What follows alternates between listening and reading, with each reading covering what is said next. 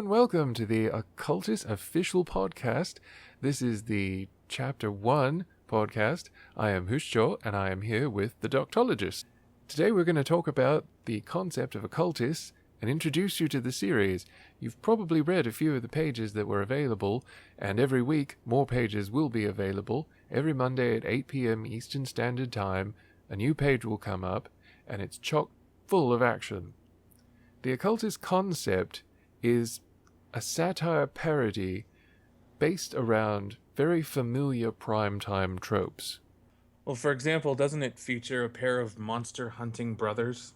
That's right, and that fraternal vibe is so essential to so many of these kinds of shows, like from Route 66 to the Hardy Boys to, even incorporating elements of things like Scooby-Doo, a tried and true formula. There's always been this kind of bros against the supernatural thing. And of course, series like Supernatural itself have really lended to this usually at least vaguely homoerotic fraternal vibe that has heaping helping of machismo. So we've got our heroes, Jay and Shan Sterling, two brothers against the monster. That's right, and they're pretty horrific monsters.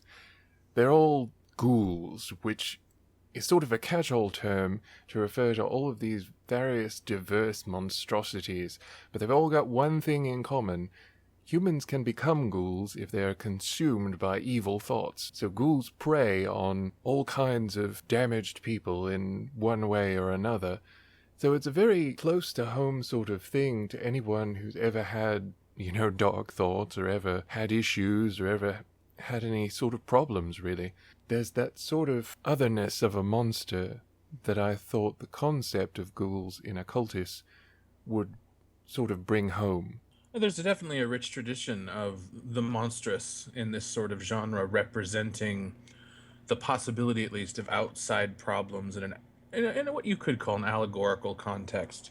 As my name implies, I sometimes am inclined to wax very theoretical, and I'll try not to do that too much, but it's, for example, Ursula Le Guin or J.R.R. Tolkien were very big on the idea of avoiding direct allegory, but lining up your story to where it could be related to many things. Le Guin called it translating your experience. And I think this lends itself to something very similar. Yeah, and it also allows, in a way, for the viewer or reader to be comforted, because you've got these heroes, who are simple enough in concept, but grow to become more complex as the story lets them. And these characters are able to fight the things that have consumed a lot of people and that threaten to consume us. So it's sort of like someone taking your hand and turning on a nightlight or something. I feel like, it kind of beats away the encroaching darkness and comforts you in a way. So quite a departure from certain genre shows in the same tradition. Yeah, it really is a kind of departure, and I think it's tempting for people who are first starting with occultists to jump to the conclusion that it's just aping or going through the motions of this thing, but essentially it is just introducing you and putting you in a familiar headspace and then taking you comfortably from that headspace into something that is very different in actuality. And in that, I feel like it enables us to comment on the things that aren't done in the genre and the things that are done but are hand-waved or kind of brushed under the rug. Into something rich and strange, as Ariel said in The Tempest. Yes, I think that really is sort of a good analogy to this situation. It's definitely going to be something that enriches the concept, enriches the tropes of the genre, but also kind of points at them and says, this is what we've done, and this is what we're doing, and this is what we've been doing. And it's something very different from what one may expect if one watches any of the genre shows, whether it's like the investigators of the paranormal, or if it's just mysteries that may be completely mundane, like you have something like the Hardy Boys or Scooby-Doo, for example, that tended to be completely mundane mysteries, but they were given a framing of the supernatural. going in. So it was something that was possibly a ghost or possibly a zombie or possibly something like that. But even though in those stories it was not something that was overtly supernatural, it still had that kind of dynamic to it. It still had that kind of framing that allowed us to sort of half want to believe in it and half want them to prove that it was in fact not. Well, and as I know in conversations with you, Hushi, I've pointed out a number of times that Sir Arthur Conan Doyle, through the mouthpiece of Sherlock Holmes in A Study in Scarlet, also characterized horror as something that requires the imagination. So without imagination, without the uncertainty of whether it is in fact supernatural or something explicable, that's the sort of liminal space wherein the anxiety exists and where it can be confronted. I'm reminded of, actually, in the genre of fantasy, Svetan Todorov wrote on the fantastic, and he defined the fantastic as specifically a liminal space. That is, it was something that couldn't stand. It was only the uncertainty that created the fantastic. And when you discovered, in fact, whether something were supernatural or natural, you had a whole new genre. It became either the uncanny, which was the extraordinary but naturally possible, versus the marvelous, which was the truly supernatural. And so, well, for our purposes, that we're talking about something that is at least on the surface supernatural, and for our purposes, certainly Todorov would have called it the marvelous. It's confronting that same space that he was concerned with, of that moment of deciding, is this real or not. Yeah, it is an interesting point too, because when you have something that, especially something that represents something or something that comes from something, like in the case of occultists, the evil thoughts or the dark thoughts or being consumed by darkness, I think we've all had moments where we feel like that's kind of encroaching on us, and or we're afraid of it, or we have things that in our imagination make monsters that really aren't there. I think anybody that has anxiety especially can understand this. Threats that aren't really there, and nonetheless we feel like they are. We feel tremendously threatened because of anxiety playing it up. And in a similar way, there are a lot of monsters, so many stories that, without the power of imagination, would not be nearly as horrifying. I mean, they're terrible, but it's really the imagination and the mind and the ability to create things that are far worse than anything that's in a story or on the written page. And that's one of the things that I was careful to do with the ghouls. I show them, but with every monster, I want it to be a visual impact, but also one that makes the audience have to kind of meet me halfway and do some of the other things with their mind to make it a scarier monster. But also being willing to do that because you've got Jay and Shan there to help you out, you know, to give you the promise that they will actually take care of this, that they will stop this. And it's not always an easy thing, you know, like it's not always a, you know, good guys beat the bad guy and defeat the monster and whatnot. It's not always so cut and dried, but when it's something like what it can be, they're there for you and they're going to fight on your side and help you. But at the same time, it also hopefully will point to some things, exactly like you've pointed out, with the absolute essential nature of imagination in this entire genre.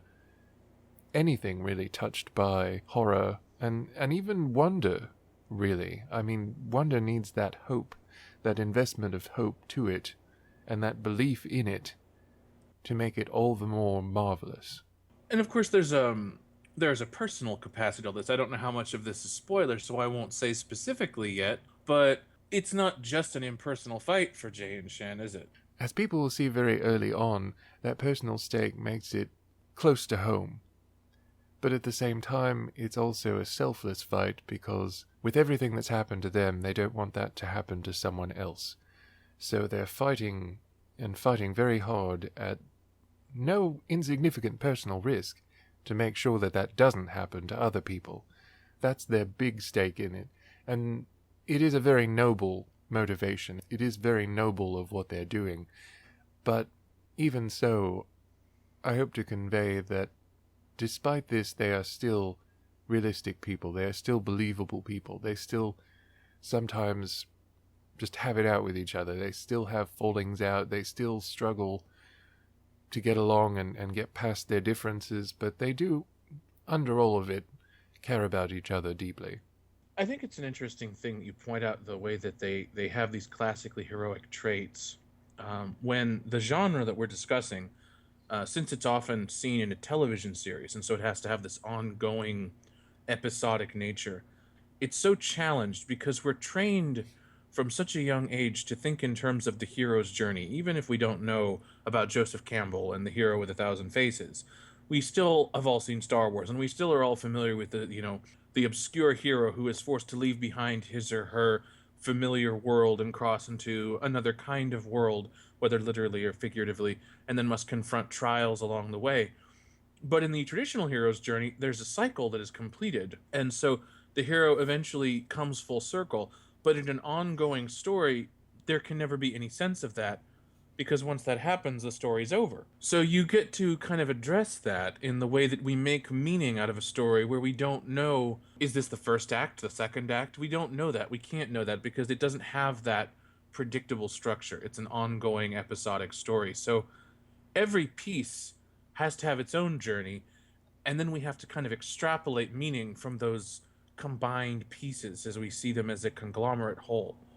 And I think that that really speaks to the approach you're taking with the series, in that it's not like a traditional webcomic. It's supposed to specifically evoke the concept of television as a medium, correct? Yeah, it's supposed to be something that is kind of like a game to engage the people that enjoy it. It has an in-universe and out-of-universe perspective, and the in-universe perspective is that OCCULTIS is actually a television program that's been running for some time and is a very popular show of its genre. And I want to engage people in that way and encourage them to do things with the in-universe perspective, like OCCULTIS is a show, promoting OCCULTIS as being this series that's been going for some time, and this episode and that episode and this season and that season.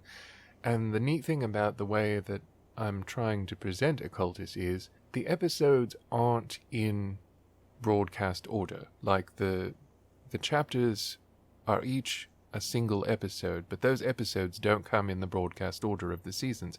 It's not like season 1 episode 1 and then 2 and then 3. It's more like season 1 episode 2, season 2 episode 4, season 3 episode 10, something like that, that more reflects a viewership where you caught an episode here and an episode there, and maybe it was on syndication here and you missed this episode, but you got this episode.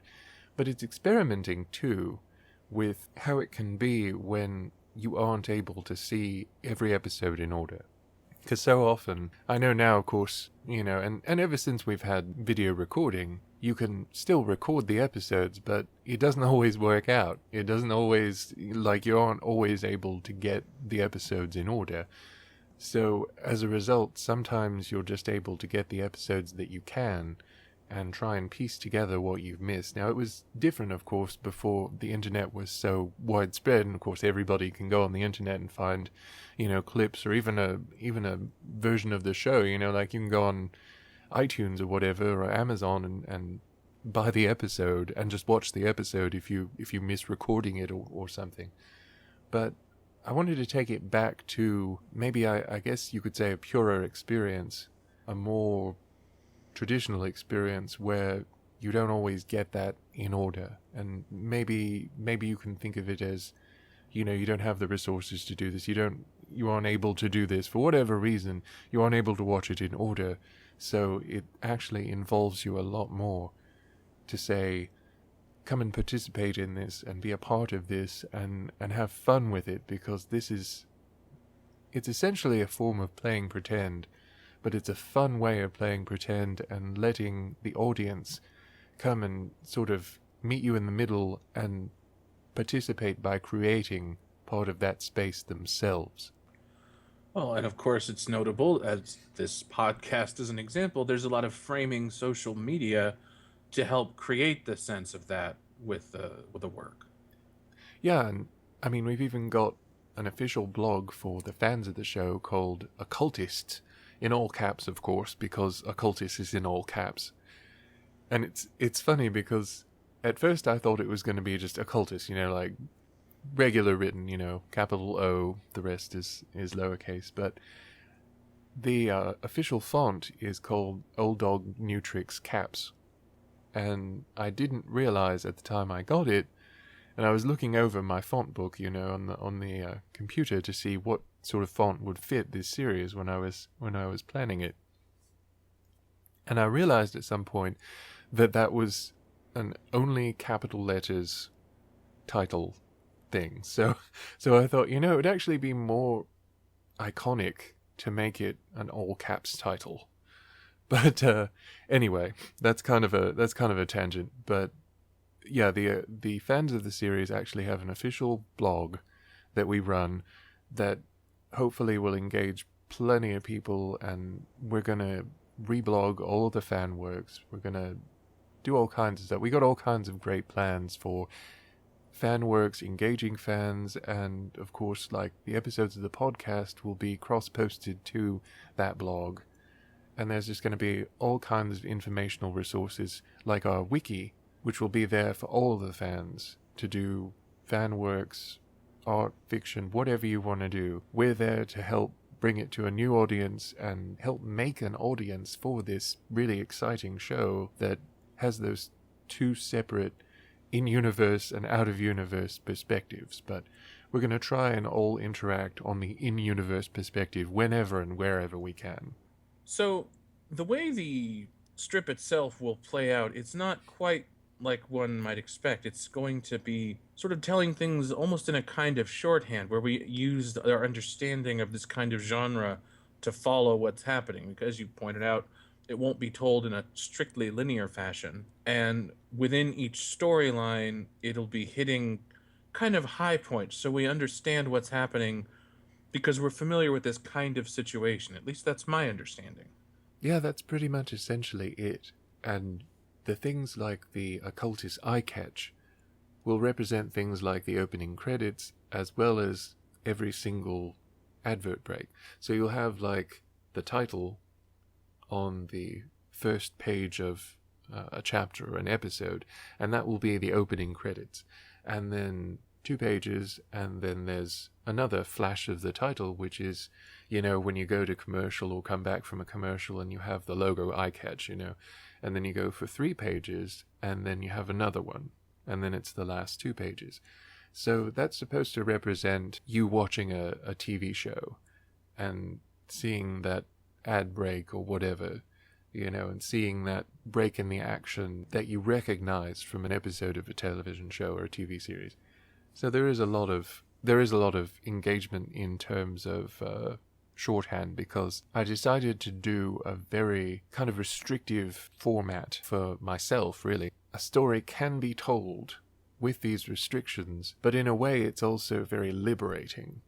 And using the shorthand that is available makes it a very dynamic and fast-paced story. It makes it something where you can get a lot every week, because even though it may seem like it's not a lot to do, like 1 page a week, a lot happens on a page in OCCULTIS.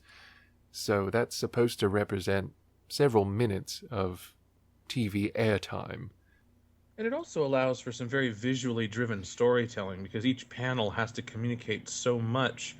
You have these images that are sometimes simple, but always suggestive of some kind of story element. Even when they're minimalist, they're contributing to an ongoing impression that's more than what you see. Yeah, I really wanted to do that. I really wanted to have that kind of impression, because it is so important. And it's, in many ways, it's also an examination of comic books, of sequential art. Because, like a lot of people have said, like Will Eisner and Wally Wood and all these legendary figures of comic book storytelling, you can get so mired down in filler.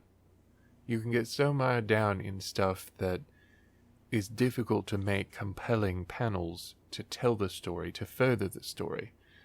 So, like I was saying earlier, in many ways it's liberating, because you have to put as much of the story as possible into a single panel.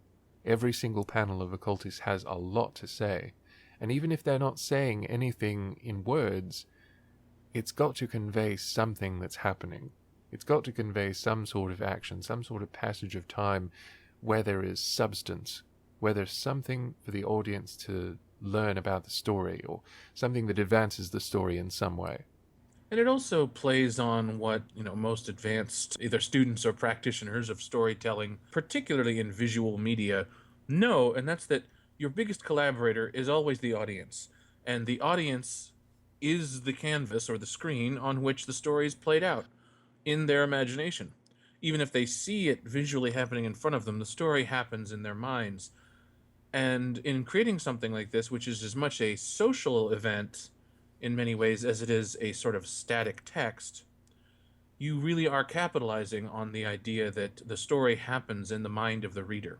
Yeah, of course, with any sort of thing, like any kind of comic or sequential art like that, there's always a tremendous amount of need for the audience to participate in it. In Occultis, I feel like it's given the audience a lot more ability to do that. It's holding out a hand for the audience to take and be a part of it. And not just in, like, fan works, but in experiencing what of the story is being presented to the audience.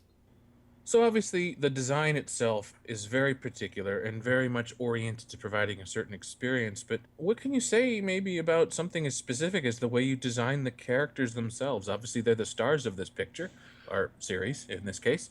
So, what would you say about the brothers, the Sterling brothers? I looked at a lot of pair dynamic series like Hardy Boys and Route 66 and Supernatural and all these others, and when you have two main characters, they've got to be, in some ways, rather dissimilar. You're always served best by making them distinctly different in as many ways as you can get away with, and yet not going overboard. So with Jay's design, I thought he'll be the shorter-haired brother. He'll be the one that has kind of a sassy, shorter-haired look. I looked at Masaki Ko, which is funny because anybody listening, he's an adult video actor, tragically passed away a couple of years ago, but he always had this very stylish look about him. And I remembered seeing a picture of him, and it was a hairstyle that he wore quite often. And I thought Jay would look really good with that kind of sassy short do. So I thought I'll just do a Masaki Ko look for Jay. And for Shan, I looked at Ichida Yuya, a Japanese voice actor, who always has his hair in these just fabulously flamboyant styles. And for the first bit, the sort of like the previously on Occultist thing that catches you up with the series, I definitely wanted to go very Ichida Yuya, and it gets different in just about every chapter. Jay's hair stays fundamentally the same, but other aspects change, and we'll find out why later. I actually have some good reasoning behind his hairstyle, funny enough, and Shan's also, to a lesser extent. But I wanted them to be kind of different, but kind of similar. In the color works, you'll see that Jay has more of a dusty blonde, kind of almost like a pale dust, and Shan, on the other hand, is auburn. So I wanted that contrast to be very obvious in the color works. But in the comic itself, the series, it's not quite so apparent, so you have to do other things to bring out their differences, and hair is just one thing. Their facial structure is different, their noses are different, their chins and jaw lines are different. Their sense of style is different, even if they wear kind of similarly utilitarian clothes, and they don't want to, dress in particularly fancy or expensive clothes because they're going to be fighting monsters. They still have distinctive styles, which sets them necessarily apart, so that the audience, whenever they're looking at even a single panel, can tell if they're looking at Jay or Shan, even if the character is mostly silhouetted. Like, I've done some panels where the characters are completely silhouettes, and you can't really see anything but, like, their shapes in solid black. But I made it very clear who's who, and body language also plays a big part in that. Like when you're posing, when you're having them move, when you're having them do something, they are still extremely distinctive because the way that they do things is so very different. I like that you spoke to that because I was just looking at a panel, well, actually, two separate panels. One wherein the two brothers are each making similar expressions of surprise. And on the one, we have Jay, and then the other, we have Shan. But they still are both very distinct looking, even if you don't consider hairstyle in terms of how they express this emotion. Despite the fact that their eyes are in similar positions, their mouths are in similar positions, they still look distinctly different. And it's funny, on that same second page, there is one of them, Shan, in silhouette. And again, it's clearly him, thanks to his, well, in this case, his hairstyle, since his head is mostly all you can see. But I do think they have very distinct body language and expressions, and there is a sense of personality and motion that, once again, going back to that idea that being aware of the user being a collaborator is very important. Well, it's especially important in anything like satire or parody, because you want the audience to understand what you're working from and what you're trying to say. And I remember seeing a comic years and years ago that kind of played off of the whole magical school thing, and it started off looking very much like it was going to be just a fan comic of any number of series, but it quickly went from that, taking the audience's assumptions and leading them somewhere different. And I hope to do that with Occultis too, because Jay and Shan are distinct characters from any other characters that appeared in this genre before. They're not what you may expect. They have some similarities to a variety of characters because, well, you can't really avoid that, especially when you have characters in such a special circumstance. But they still have so many different things that make them distinctive and make them who they are. And these things are going to become more apparent as the stories go on. So even right now, I mean, we've both been exposed to 3 episodes in, which goes as far as like season 3. And by that time, there's already been a lot of development more for the characters by that point. And it's tempting to assume that things will go this way or things will go that way depending on what your experience in the genre may be, but I hope to show that that is not in fact the case, that it is very different than one might expect. And I think it'll be interesting to see how that unfolds. For example, we have, Jay is the brother who operates more in the Dean Winchester or Joe Hardy kind of tradition of being the charmer and the ladies' man and the more roguish one. And then we have Shan, who is much more the Sam Winchester of Frank Hardy, more reserved one, more cerebral seeming one. But again, to compare Joe Hardy and Dean Winchester is to compare two vastly different characters. So of course these characters will be just as unique, I'm sure, as we will come to see. Yeah, it's always very tempting to find similarities in characters that occupy a similar role. And it's just like with Route 66 or anything like that too. I mean, you've always got the sort of sensitive boy, like the one who you think would be, he would turn up on a date with flowers and take you to a nice restaurant and whatnot and be very, very attentive to your needs, And then you have the sort of the rough trade looking boy who kind of looks like he's a bit of a rough and tumble fellow, he's not the most sensitive or delicate, he's not the most particular in his phrasing, but deep down, that character type always has a heart of gold in some way or another. So, I mean, there's always kind of that dynamic, and it has to kind of exist because the contrast makes it easier to tell them apart. But just as you've said, just because two characters can each go towards one tendency or another does not make them those characters that have gone before. They can still have tremendous amounts of distinctiveness, and they should have tremendous amounts of distinctiveness. And it is a bit limiting, as I've said before, when you have a certain format that restricts what you can do, but at the same time it's also tremendously liberating because you can really utilize the shorthand of anticipation and assumption and just take through these things that don't need too much more attention, and actually focus on the things that do need attention and that are often neglected in these same stories, these same narratives. So, from familiar but still unique characters to a format that plays with expectations, both the familiar and also perhaps surprises, we have something that invites playfulness and invites audience awareness and even participation. That's Occultus. And yet, of course, that's not Occultus because you will not know it until you've experienced it. But I don't know, as we come to the close of this first podcast, I don't know, I just feel like you should say something, a final thought, an author's note. Give us a foreword or an introduction to this something rich and strange to which we proceed. Well, I hope everybody's going to enjoy it. First and foremost of all, I hope you're going to have a lot of fun, because it's a wonderful game to engage in this in-universe perspective. And I look forward so much to that. I look so forward to interacting with everybody who's enjoying it and helping all these works get out there.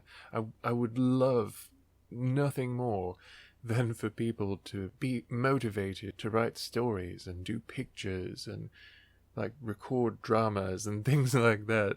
Things that would be fun to have. And of course we may even have stuff on future podcasts too. Basically, if you make it, we will showcase it to the world. Because I want this to be a collaborative effort with audience and creator. I think that's tremendously exciting.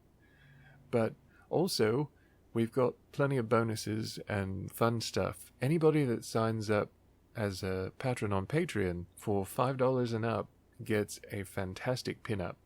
Every chapter there's going to be a really fantastic pinup, and I've shown you the one for the first chapter, and of course got a bit done for the second chapter. They're going to be so much fun. They're like promo pinups, and I think you'll absolutely love them. And of course you will get a print-ready, print-quality file in there, as well as some that are smaller that you can, do whatever you want with. We also have, which is a standard on my Patreon, any patron that does $15 or over will get the collected chapter for everybody that's $15 or over. And that also includes getting the pin-up, because, it's $5 and over. But all bonuses are available as well to anybody that gets like a commission or anything like that in that period. So it's just really great. We've got all kinds of bonus extras, and we're working on some other stuff that we're kind of testing the waters to see if people will want. But we were thinking about doing like an art stream. We're thinking about doing some tie-in fiction. So there's a lot of possibilities. So we'd love to hear as well from you about what you might like to see from us, because we really want to engage you in this. We really want to engage everybody that's interested in it, because this is something that we can make our own. You can make your own. We can all participate in this and have fun in this and not have to worry about anything we really don't want to worry about.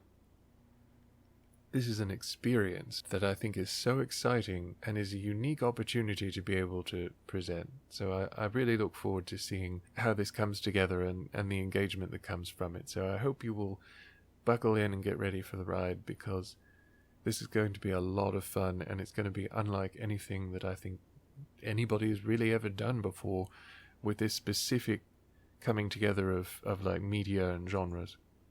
And what an experience it sounds like it will be. Well, I just want to thank you for sharing it with us and for letting us have this insight into your process and project, and to say that I will certainly be looking forward to see where it goes.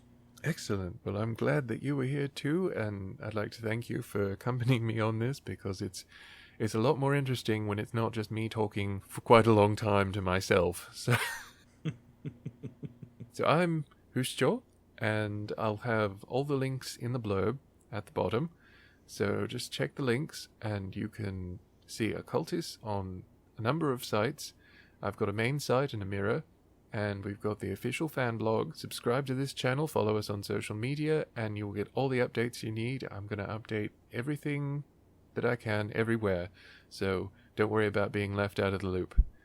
I'm Hushcho, and this is the Doctologist. Should I say something there? Yes, I'm waiting for you. Sorry. It's been a pleasure. See you on Occultis. Bye.